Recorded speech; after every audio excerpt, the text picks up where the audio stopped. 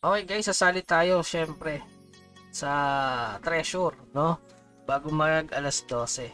So napaka-solid ng update ni Mir 4, no, regarding dito. So mas maganda ipunin nyo muna to. Mas mataas ata chance eh. Pero syempre, swertihan pa rin yan. May epic mystical piece. Ayan, kita nyo naman kung ano yung reward. Napaka-solid. Okay, so ipunin muna natin hanggang matapos yung portrait event na yan. So ngayon, magbubukas tayo. Malapit na mag alas 12. So ayan, first day. Sana makakuha tayo. Kasi meron tayong legendary. No? Mabilisan na yun kasi 46 na.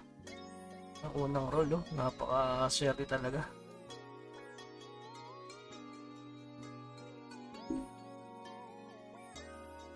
Naku, ano ba yan? Wala talaga. So, seryoso ba yan? Second roll. Grabe. Grabe na yan, Insan. Grabe ka talaga, Mir 4. Kailangan ko lang namatay nung ano. Isang epic lang, oh. Grabe. Yo, nice one. Ayun, isang epic na. Okay na yan. Dalawin mo epic, boss.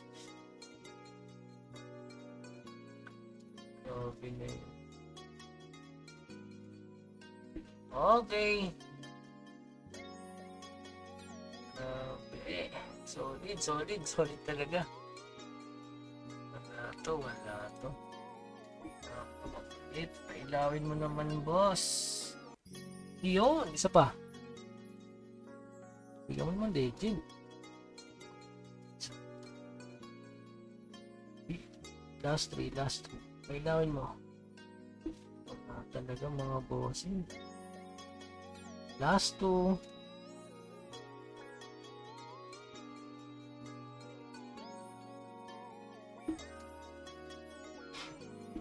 Hindi na ako sumali. Ang 300 dayas at ang 300 gold. Last ball. Pakita mo. Nawala. Grabe yan. Mag-combine tayo guys. Kasi kailangan talaga ng magandang treasure eh, no? Yung Deberes, pwede na yan. Ganda mo pa. Ako, ano tayo? Over daming item. Ako, kailangan pang mag-ayos ng ano, ng inventory.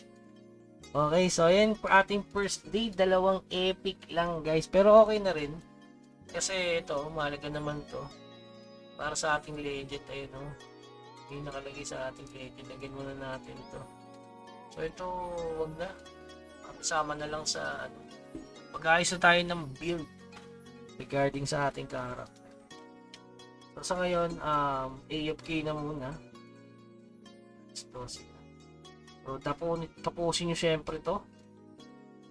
Pinakamahalaga sa event. Tsaka syempre yung port. So AFK lang yung magdamag at matatapos yan. Ang technique lang naman dyan, dapat may alt kayo para mas mabilis siyang matapos. Okay? So yun, PRB mga boss. Thank you.